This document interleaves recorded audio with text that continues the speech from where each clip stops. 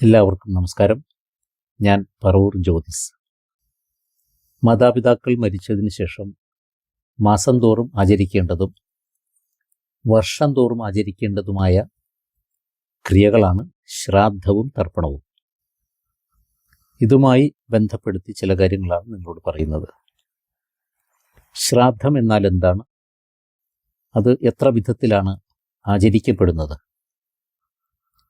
മരിച്ചുപോയ പിതൃക്കൾക്ക് വേണ്ടി വളരെ ശ്രദ്ധയോടുകൂടി ചെയ്യപ്പെടുന്ന കർമ്മത്തെ ശ്രാദ്ധം എന്ന് പറയുന്നു.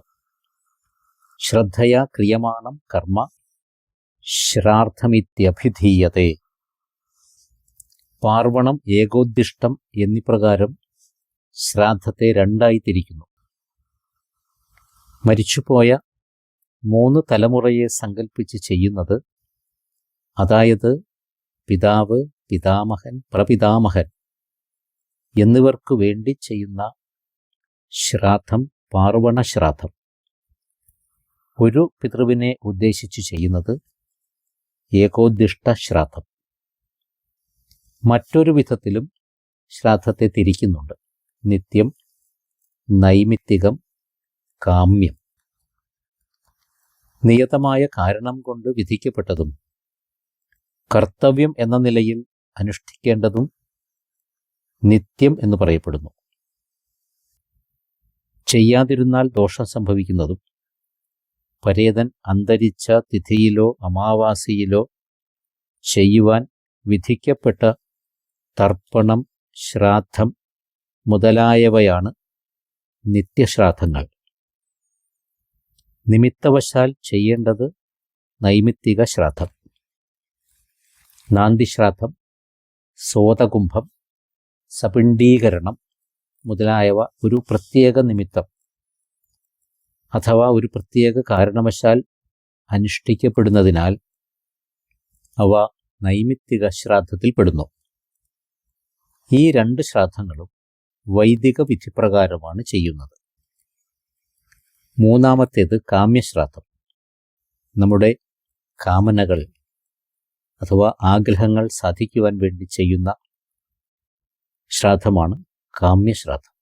ഗണപതി ഹോമം, സുദർശന ഹോമം, ഭഗവതി സേവ മുതലായവ കാമ്യശ്രാദ്ധത്തിൽപ്പെടുന്നു. ഇത് താന്ത്രിക വിധിപ്രകാരമാണ് ചെയ്യുന്നത്.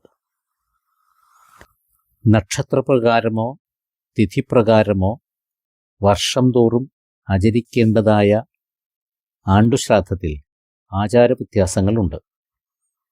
കുലാചാരമനുസരിച്ചും ദേശാചാരമനുസരിച്ചും ഗുരുക്കന്മാരുടെ നിർദ്ദേശമനുസരിച്ച് വളരെ ശ്രദ്ധയോടുകൂടി ചെയ്യേണ്ടതായ ഒരു കർമ്മമാണ് ശ്രാദ്ധം. ശ്രദ്ധയാ ക്രിയമാണം കർമ്മ. മലയാള മാസത്തിൽ ഏത് തിഥിയിലോ നക്ഷത്രത്തിലോ ആണ് മരണം സംഭവിച്ചത്, ആ തിഥി നക്ഷത്രങ്ങൾ അടുത്ത വർഷം ആ മലയാള മാസത്തിൽ വരുന്ന ദിവസത്തിലാണ് ശ്രാദ്ധം ആചരിക്കേണ്ടത്. ഏതെങ്കിലും ഒരു നക്ഷത്രമോ തിഥിയോ ആദിത്യൻ അസ്തമിക്കുന്നതിൻ്റെ 6 നാഴിക മുമ്പേ തുടങ്ങുമെങ്കിൽ ആ നക്ഷത്രം കൊണ്ടോ തിഥി കൊണ്ടോ ആചരിക്കേണ്ടതായ ശ്രാദ്ധം അന്നാണ് ആചരിക്കേണ്ടത്. 6 നാഴിക മുമ്പേ തുടങ്ങുന്നില്ലെങ്കിൽ ആ ശ്രാദ്ധം പിറ്റേ ദിവസമാണ് ആചരിക്കേണ്ടത്. ശ്രാദ്ധം ഒട്ടേണ്ടതായ നക്ഷത്ര തിഥികൾ ഒരു സൗരമാസത്തിലെ 2 പ്രാവശ്യം വന്നാൽ ആദ്യം വന്ന ദിവസമാണ് ആചരിക്കേണ്ടത്. ഒരു സൗരമാസത്തിൽ ഇത് രണ്ടും വന്നില്ല എങ്കിൽ, അങ്ങനെയും സംഭവിക്കാറുണ്ട്, എങ്കിൽ അതിൻ്റെ മുമ്പിലുള്ള മാസത്തിൽ അവസാനം വരുന്ന ആ തിഥി നക്ഷത്രങ്ങളിൽ ആചരിക്കുകയും വേണം. മരിച്ച വ്യക്തിയുടെ ആണ്ടുശ്രാദ്ധം, തർപ്പണം മുതലായവ ചെയ്യാതിരുന്നാൽ പ്രേതങ്ങൾ പിശാചുക്കളായി മാറുമെന്നും പിശാചുക്കളായി മാറിയാൽ അവർ സ്വജനബന്ധത്തിൽ പിറന്നവരെ ഉപദ്രവിക്കുമെന്നും ജ്യോതിശാസ്ത്രം പ്രശ്നമാർഗത്തിൽ പറയുന്നുണ്ട്. അബ്ദദീക്ഷാദി ലോപേന പ്രേതാഹ പിശാചതാം യാതി. പിശാചുക്കളായി മാറിക്കഴിഞ്ഞാൽ പിന്നെ അവരെന്ത് ചെയ്യും? അതും അവിടെ പറയുന്നുണ്ട്. സ്വജനാൻ ബാധമാനാഹ തേ. സ്വന്തം ജനങ്ങളെ ഉപദ്രവിക്കുന്നു. പ്രേതബാധ സംഭവിക്കാതിരിക്കാൻ തർപ്പണം, ശ്രാദ്ധം, ക്ഷേത്രപിണ്ഡം, തിലഹവനം മുതലായവ ചെയ്തുകൊള്ളണം എന്ന് ധർമ്മശാസ്ത്രം വിധിക്കുന്നു. തൈത്തിരീയോപനിഷത്തിൽ ഈ ധർമ്മത്തെപ്പറ്റി പ്രതിപാദിക്കുന്നുണ്ട്. സത്യത്തിൽ നിന്നും വ്യതിചലിക്കരുത്, ധർമ്മത്തിൽ നിന്നും വ്യതിചലിക്കരുത്, ദേവന്മാരുടെയും പിതൃക്കളുടെയും കാര്യങ്ങളിൽ നിന്നും വ്യതിചലിക്കാൻ പാടില്ല. സത്യാത് ന പ്രമദിതവ്യം, ധർമാത് ന പ്രമദിതവ്യം, ദേവപിതൃകാര്യാഭ്യാം ന പ്രമദിതവ്യം. ദേവകാര്യത്തേക്കാൾ പ്രാധാന്യം പിതൃകാര്യത്തിന് കൊടുക്കണം എന്ന് പല പുരാണങ്ങളിലും പ്രതിപാദിക്കുന്നുണ്ട്. ദേവകാര്യാത് ദ്വിജാതീനാം പിതൃകാര്യം വിശിഷ്യതേ എന്ന് മനുസ്മൃതിയിലും പറയുന്നുണ്ട്. മാതാപിതാക്കളുടെ മരണശേഷം ശ്രാദ്ധം ആചരിക്കുന്നത് പോലെ തന്നെ വളരെ പ്രാധാന്യം കൊടുക്കേണ്ട മറ്റൊരു കർമ്മമാണ് അമാവാസി തർപ്പണം. പിതൃക്കൾക്ക് തൃപ്തിയുണ്ടാക്കുന്ന കർമ്മം എന്തോ അതിനെ തർപ്പണം എന്ന് പറയുന്നു. തൃപ്യതേ അനേന ഇതി തർപ്പണം. ഇത് എല്ലാ അമാവാസിയിലും ആചരിക്കേണ്ടതാണ്. ഇത് പുറകിലുള്ള തലമുറകളെ മുഴുവൻ സങ്കല്പിച്ചുകൊണ്ടാണ് ചെയ്യപ്പെടുന്നത്. ഈ ക്രിയ ചെയ്യുവാൻ വ്യത്യസ്തമായ സമ്പ്രദായങ്ങളുണ്ട്. അതിൽ ഒരു സമ്പ്രദായം ഇവിടെ വിശദീകരിക്കുന്നു. ആദ്യമായി ഗുരുസ്മരണ ചെയ്തുകൊണ്ട് പിതൃതർപ്പണം ചെയ്യുവാൻ തുടങ്ങുകയാണ് എന്ന് സങ്കല്പിക്കുക. പുഷ്പം കയ്യിലെടുത്ത് തൊഴുതുപിടിച്ചുകൊണ്ട് സങ്കല്പിക്കുക. ഹരിശ്രീ ഗണപതയേ നമഃ, അവിഘ്നമസ്തു ശ്രീ ഗുരുഭ്യോ നമഃ. മംഗളകരവും ആയുരാരോഗ്യവർദ്ധകവുമായ ദീപപ്രകാശത്തെ എൻ്റെ ബുദ്ധി പ്രകാശിപ്പിക്കുന്നതിനായി ഞാൻ നമസ്കരിക്കുന്നു. ശിവം ഭവതു കല്യാണം ആയുരാരോഗ്യവർദ്ധനം മമ ബുദ്ധിപ്രകാശായ ദീപജ്യോതിർനമോ നമഃ എന്ന് പ്രാർത്ഥിച്ചുകൊണ്ട് കയ്യിലെടുത്ത പുഷ്പം വിളക്കിൻ്റെ താഴെ സമർപ്പിക്കുക. വിരലിൽ ധരിക്കുവാനുള്ള പവിത്രം എടുത്തു പിടിക്കുക. പവിത്രധാരണ സങ്കല്പം ചെയ്യണം.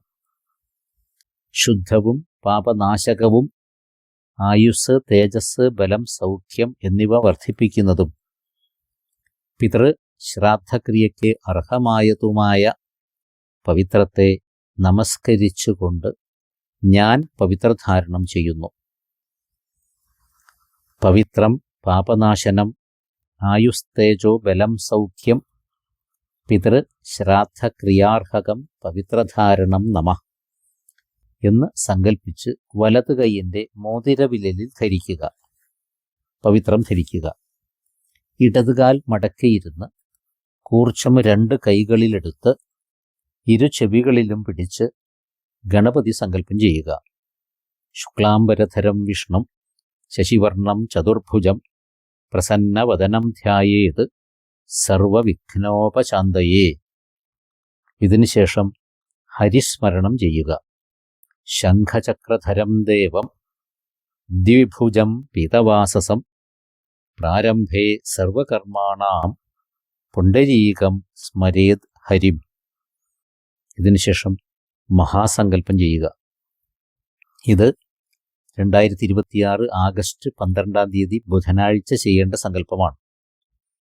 ശ്രീമദ് ഭഗവതോ മഹാപുരുഷസ്യ വിഷ്ണോഃ ആജ്ഞയാ പ്രവൃത്തമാനസ്യ അദ്യ ബ്രഹ്മണഃ ദ്വിതീയപരാർത്ഥേ ശ്വേതവാരാഹകൽപ്പേ വൈവസ്വതമന്വന്തരേ കലിയുഗേ പ്രഥമപാദേ ജംബുദ്വീപേ ഭാരതവർഷേ ഭാരതഖണ്ഡേ മേരോः ദക്ഷിണേ പാർശ്വേ ശകാബ്ദേ അസ്മിൻ വർത്തമാനേ വ്യാവഹാരിക ചാന്ദ്രമാസ സൗരമാനേന പ്രഭവാദി ഷഷ്ടി സംവത്സരാണാം മധ്യേ ദക്ഷിണായനേ പരാഭവ നാമസംവത്സരേ ഗ്രീഷ്മ ഋതൗ ആഷാഢമാസേ കൃഷ്ണപക്ഷേ അമാവാസി തിഥൗ ബുധവാസരയുക്തായാം പുഷ്യനക്ഷത്രയുക്തായാം.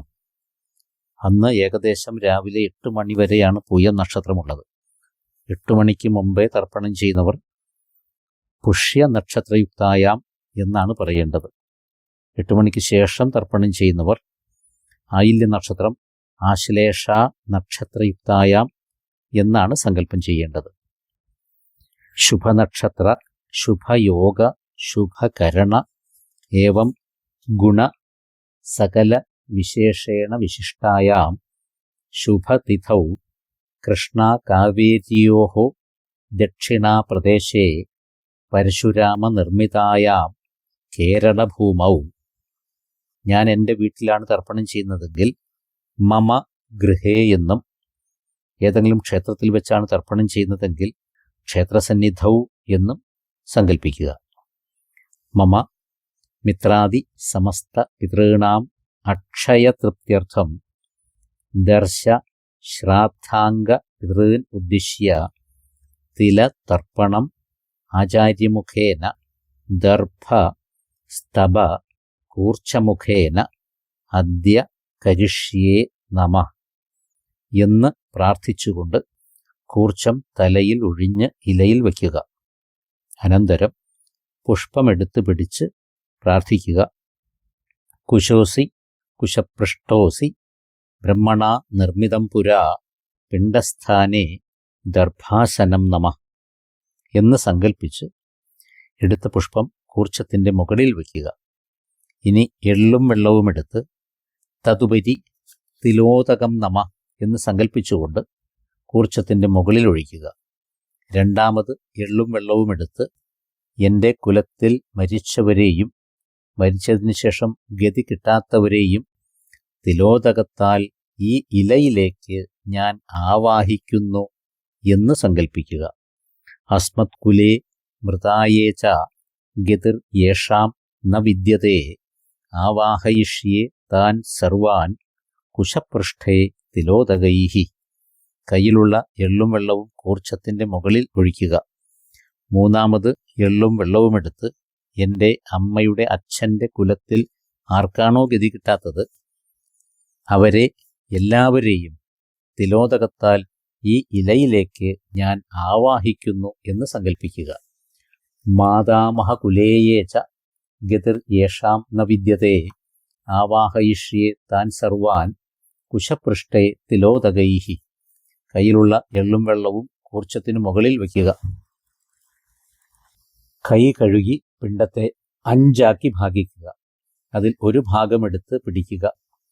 എൻ്റെ പിതാവിൻ്റെയും മാതാവിൻ്റെയും വംശത്തിൽ ജനിച്ചവർ, 2 കുലത്തിലെയും ദാസന്മാർ, ഭൃത്യന്മാർ, എന്നെ ആശ്രയിച്ചവർ, എന്നെ സേവിച്ചവർ, എൻ്റെ മിത്രങ്ങൾ, സഖാക്കൾ, പശുക്കൾ, വൃക്ഷങ്ങൾ, എനിക്ക് ഉപകാരം ചെയ്തവർ എല്ലാവരെയും സങ്കല്പിച്ച് ഇവർക്ക് വേണ്ടി ഞാൻ പിണ്ടം വയ്ക്കുന്നു എന്ന് സങ്കല്പിക്കുക. ആബ്രഹ്മണോയേ പിതൃവംശജാതാഹ മാതൃസ്തഥാ വംശഭവാമദീയാഹ വംശദ്വയേസ്മിൻ മമ ദാസഭൂതാഹ ഭൃത്യാഹ തഥൈവ ആശ്രിത സേവകാശ്ച മിത്രാണി സഖ്യഃ പശവശ്ച വൃക്ഷാഃ ദൃഷ്ടാഃ സ്പൃഷ്ടാശ്ച കൃതോപകാരാഃ ജന്മാന്തരേ യേ മമ സംഗതാശ്ച തേഭ്യ സ്വധാ പിണ്ഡം അഹം ദദാമി എന്ന് സങ്കല്പിച്ചുകൊണ്ട് പിണ്ഡം കൂർച്ചത്തിൻ്റെ മുകളിൽ വയ്ക്കുക. രണ്ടാമത്തെ പിണ്ഡമെടുക്കുക. എൻ്റെ പിതാവിൻ്റെയും മാതാവിൻ്റെയും വംശത്തിൽ മരിച്ചവർ, ഗുരുക്കന്മാർ, എൻ്റെ ഭാര്യയുടെയോ അഥവാ ഭർത്താവിൻ്റെയോ പിതാവ്, ബന്ധുക്കൾ, ഭാര്യയോ സന്താനമോ ഇല്ലാത്തതിനാൽ പിണ്ഡം ലഭിക്കാത്തവർ, പിതൃതർപ്പണാദി ക്രിയകൾ ചെയ്യാത്തവർ, ജന്മന അന്ധന്മാരായിട്ടുള്ളവർ, കണ്ണു കാണാത്തവർ, കാലിന് മുടന്തുള്ളവർ, മറ്റ് അംഗവൈകല്യമുള്ളവർ, ഗർഭം അലസിപ്പോയവർ, ഞാൻ അറിയുന്നവരും അറിയാത്തവരും എല്ലാവർക്കും സങ്കല്പം ചെയ്തുകൊണ്ട് ഞാൻ പിണ്ടം വയ്ക്കുന്നു. ഈ പിണ്ടം പിതൃക്കൾക്ക് പ്രയോജനകരമാകട്ടെ എന്ന് പ്രാർത്ഥിക്കുന്നു. പിതൃവംശേ മൃതായേ ച മാതൃവംശേ തഥൈവ ച ഗുരു ശ്വശുരബന്ധൂനാം യേ ചാന്യേ ബാന്ധവാമൃതാഃ യേ മേ കുലേ ലുപ്തപിണ്ഡാഃ പുത്രദാരവിവർജിതാഃ ക്രിയാലോപഹതാശ്ചൈവ ജാത്യന്ധാഃ പങ്കവസ്തഥാ വിരൂപാഃ ആമഗർഭാശ്ച ജ്ഞാതാജ്ഞാതാഃ കുലേ മമ ധർമ്മപിണ്ഡോ മയാ ദത്തോ അക്ഷയ്യം ഉപതിഷ്ഠതു എന്ന് പ്രാർത്ഥിച്ചുകൊണ്ട് കയ്യിലെടുത്ത രണ്ടാമത്തെ പിണ്ഡം കൂർച്ചത്തിന് മുകളിൽ വയ്ക്കുക. വീണ്ടും കൈ കഴുകിയതിന് ശേഷം മൂന്നാമത്തെ പിണ്ഡം എടുക്കുക. ഘോരമായ പല നരകങ്ങളിൽ പതിച്ചവരെ ഉദ്ധരിക്കുവാൻ വേണ്ടി, അവർക്ക് ഗതി കൊടുക്കുവാൻ വേണ്ടിയാണ് മൂന്നാമത്തെ പിണ്ഡം സങ്കല്പിക്കുന്നത്. അസിപത്രവനേ ഘോരേ കുംഭീപാകേ ച രൗരവേ തേഷാം ഉദ്ധരണാർത്ഥായ ഇമം പിണ്ഡം ദദാമ്യഹം എന്ന് സങ്കല്പിച്ച് മൂന്നാമത്തെ പിണ്ഡം കൂർച്ചത്തിന് മുകളിൽ വയ്ക്കുക. വീണ്ടും കൈ കഴുകിയതിന് ശേഷം നാലാമത്തെ പിണ്ഡമെടുക്കുക. കഴിഞ്ഞ ജന്മങ്ങളിൽ സന്താനം ജനിക്കാതെ കുലം നശിച്ചു പോയവരെ സങ്കല്പിച്ചുകൊണ്ട് അവരെ ഉദ്ധരിക്കുവാൻ വേണ്ടിയാണ് ഈ പിണ്ഡം വയ്ക്കുന്നത്. ഉത്സന്ന കുലകോടീനാം യേഷാം ദാതാ കുലേ നഹി ധർമ്മപിണ്ഡോ മയാ ദത്തോ അക്ഷയ്യം ഉപതിഷ്ഠതു എന്ന് പറഞ്ഞുകൊണ്ട് ഈ പിണ്ഡം കൂർച്ചത്തിൻ്റെ മുകളിൽ വയ്ക്കുക. വീണ്ടും കൈ കഴുകി അഞ്ചാമത്തെ പിണ്ഡമെടുക്കുക. നമ്മുടെ ഈ ജന്മത്തിലും കഴിഞ്ഞ ജന്മത്തിലും രക്തബന്ധുക്കളായവരും സ്നേഹബന്ധുക്കളായവരും ബന്ധുക്കളാകാത്തവരും ഇവരെ ഉദ്ധരിക്കുവാൻ വേണ്ടിയാണ് ഈ അഞ്ചാമത്തെ പിണ്ഡം ഞാൻ വയ്ക്കുന്നത്. യേ ബാന്ധവാഹ യേ അബാന്ധവാഹ അന്യജന്മനി ബാന്ധവാഹ തേഷാം ഉദ്ധരണാർത്ഥായ ഇമം പിണ്ഡം ദദാമ്യഹം എന്ന് ചൊല്ലിക്കൊണ്ട് കൂർച്ചത്തിൽ വയ്ക്കുക. കൈ കഴുകിയതിനു ശേഷം ഇലയിൽ അവശേഷിക്കുന്ന പിണ്ഡമെടുത്ത് പിണ്ഡത്തിൽ വയ്ക്കുക. പിണ്ഡാനാമുപരി പിണ്ഡശേഷം നമ എന്ന് സങ്കല്പിക്കുക. അനന്തരം ഉപചാരം ചൊല്ലിക്കൊണ്ട് പൂജിക്കുക. ഓരോന്ന് പറയുമ്പോഴും ഉദ്ധരണി കൊണ്ട് ഗ്ലാസ്സിൽ നിന്ന് വെള്ളമെടുത്ത് ഓരോ തുള്ളി വെള്ളം 8 പ്രാവശ്യമായി പിണ്ഡത്തിൽ വീഴ്ത്തുക. ഇതിനുശേഷം പൃഥിവി, തേജസ്, വായു, ആകാശം എന്നീ പഞ്ചഭൂതാത്മകമായ വസ്തുക്കളെ കൊണ്ട് പൂജിക്കുക. മൊത്തം 21 വിധം ഉപചാരം ചൊല്ലിക്കൊണ്ട് പിതൃക്കളെ ഇവിടെ പൂജിക്കുന്നു. പാദ്യം നമ, അർഘ്യം നമ, ആചമനം നമ, ആസനം നമ, ആവാഹനം നമ, സ്ഥാപനം നമ, പുനഃസ്നാനം നമ, സ്നാനാനന്തരം ആചമനം നമ, വസ്ത്രാർത്ഥം സൂത്രം നമ, ഉപവസ്ത്രാർത്ഥം തിലം നമ, അലങ്കരണാർത്ഥം അക്ഷതം നമ, വിലേപനാർത്ഥം ഗന്ധം നമ, ഗന്ധസ്യോപരി പുഷ്പം നമ, ധൂപം നമ, ദീപം നമ, നൈവേദ്യാർത്ഥം കൃസരം സമർപ്പയാമി, നൈവേദ്യാനന്തരം ഹസ്തപ്രക്ഷാളനം നമ, പാദപ്രക്ഷാളനം നമ, പുനരാചമനം നമ, കർപ്പൂര നീരാജന ദീപദർശനം നമ, സർവോപചാര ഷോഡശപൂജാം സമർപ്പയാമി. ജലം, പുഷ്പം, അക്ഷതം, ചന്ദനം ഇവയെല്ലാം എടുത്ത് തൊഴുതുകൊണ്ട് ചൊല്ലുക. അത്ര ഗന്ധ തത്ര പുഷ്പ ധൂപ ദീപ നൈവേദ്യ ദക്ഷിണ പ്രദക്ഷിണ സർവോപചാര ഷോഡശപൂജാം സമർപ്പയാമി. എല്ലാം പിണ്ഡത്തിൽ സമർപ്പിക്കുക. പുരോഹിതന് കൊടുക്കേണ്ട വെറ്റില, അടയ്ക്ക, ദക്ഷിണ, പുഷ്പം കൂട്ടിപ്പിടിക്കുക. ഹിരണ്യഗർഭന്റെ ഗർഭത്തിൽ സ്ഥിതി ചെയ്യുന്നതും അഗ്നിയുടെ ബീജമായതും അനന്ത പുണ്യഫലത്തെ തരുന്നതുമായ സ്വർണത്തെ ഞാൻ ദാനം ചെയ്യുന്നതു നിമിത്തം എനിക്ക് ശാന്തിയെ തരട്ടെ. ഹിരണ്യഗർഭഗർഭസ്ഥം ഹേമബീജം ദിപാവസോഹോ അനന്ത പുണ്യഫലദം യതഃ ശാന്തിം പ്രയച്ഛമേ. ശ്രാദ്ധ പുണ്യകാലേ യഥാശക്തി ദക്ഷിണാസാകം ശ്രീ മഹാവിഷ്ണു പ്രീത്യർത്ഥം ആചാര്യായ ശിവാർപ്പിതം, ആചാര്യായ ശിവാർപ്പിതം. പുരോഹിതന് ദക്ഷിണ കൊടുത്തതിന് ശേഷം എല്ലാവരും തൃപ്തരാകുവാൻ വേണ്ടി വീണ്ടും പ്രാർത്ഥിക്കുക. എള്ളും വെള്ളവുമെടുത്ത് ബ്രഹ്മാവ് മുതൽക്കുള്ള ദേവന്മാരും ഋഷിമാരും പിതൃക്കളും മനുഷ്യരും മാതാമഹാമതികളും മാതൃമഹാമതികളും തൃപ്തരായിത്തീരട്ടെ. വൃക്ഷ ലതാദികളും തൃപ്തരായിത്തീരട്ടെ. ഇതാണ് സങ്കല്പം. കഴിഞ്ഞുപോയ കോടിക്കണക്കിന് കുലങ്ങളിലുള്ളവർക്കും സപ്തദ്വീപുകളിലും വസിക്കുന്നവർക്കും എല്ലാ ലോകങ്ങളിലുള്ളവർക്കും ഈ തിലോദകം ഭവിക്കട്ടെ. ആ ബ്രഹ്മ സ്തവപര്യന്തം ദേവർഷി പിതൃമാനവാഹ തൃപ്യന്തു പിതരഃ സർവേ മാതൃമാതാമഹാദയ അതീതകുലകോടീനാം സപ്തദ്വീപനിവാസിനാം ആ ബ്രഹ്മ ഭുവനാൻ ലോകാൻ ഇതമസ്തു തിലോദകം എന്ന് ചൊല്ലി സങ്കല്പം ചെയ്ത് എള്ളും വെള്ളവും പിണ്ടത്തിൽ സമർപ്പിക്കുക. ഇനി എഴുന്നേറ്റ് നിന്ന് ഇടതുവശം തിരിഞ്ഞ് 3 പ്രദക്ഷിണം വയ്ക്കുക. ശിവം ശിവകരം ശാന്തം, ശിവാത്മാനം ശിവോത്തമം, ശിവമാർഗ പ്രണേതാരം പ്രണതോസ്മി സദാശിവം. യാനി യാനി ച പാപാനി ജന്മാന്തരകൃതാനി ച താനി താനി വിനശ്യന്തു പ്രദക്ഷിണ പദേ പദേ. അക്ഷതവും പുഷ്പവും എടുത്തുകൊണ്ട് സങ്കല്പിക്കുക. മന്ത്രഹീനം ഭക്തിഹീനം ക്രിയാഹീനം മഹേശ്വര സർവം ക്ഷമസ്വ പാപേഭ്യോ മുഞ്ചത്വം പിതൃന്മമ എന്ന് ചൊല്ലി പിണ്ടത്തിൻ്റെ മുകളിൽ വെച്ച് തൊട്ട് നമസ്കരിക്കുക. പിതൃക്കൾക്ക് മോക്ഷം കൊടുക്കുവാൻ വേണ്ടി പ്രാർത്ഥിക്കുക. പവിത്രം അഴിച്ച് വസ്ത്രത്തിൻ്റെ അഗ്രഭാഗത്തിൽ ജലം വീഴ്ത്തുക. ആരൊക്കെയാണോ എൻ്റെ കുലത്തിൽ ജനിച്ച് പുത്രന്മാരില്ലാതെ മരിച്ചത്, അവർ എന്നാൽ നൽകപ്പെട്ട വസ്ത്ര നിഷ്പീഡിതമായിരിക്കുന്ന ഈ ഉദകം സ്വീകരിക്കുക. ഏകേ ചാസ്മിൻ കുലേ ജാതാഹ അപുത്രാ ഗോത്രജാമൃതാഹ തേ ഗൃണ്ണന്തു മയാ ദത്തം വസ്ത്ര നിഷ്പീഡിതോതകം എന്ന് ചൊല്ലി വസ്ത്രം പിഴിഞ്ഞ് വെള്ളം പിണ്ടത്തിൻ്റെ മുകളിൽ വീഴ്ത്തി പവിത്രം കെട്ടഴിക്കുക. പിണ്ടത്തിൽ നിന്നും ഒരു പുഷ്പമെടുത്ത് ശ്വസിച്ച് ശിരസിൽ വയ്ക്കുക. കൈ കഴുകി അല്പം ക്രിസരം എടുത്ത് ഭക്ഷിക്കുക. കൈ കഴുകി ക്രിസരം അല്പം ഭക്ഷിക്കുക. വീണ്ടും കൈ കഴുകി പിണ്ടം വെച്ച ഇല മുകളിലും മറ്റേ ഇല അടിയിലും വെച്ച് തെക്ക് ഭാഗത്ത് സമർപ്പിച്ച് 3 പ്രാവശ്യം വെള്ളം കയ്യിലെടുത്ത് 3 പ്രാവശ്യം കൈയടിക്കുക. കാകബലിയാണ് ഉദ്ദേശിക്കുന്നത്. ഓം നമോ നാരായണായ മന്ത്രം ചൊല്ലി എല്ലാവരും പോകുക. എല്ലാവർക്കും നന്ദി, നമസ്കാരം.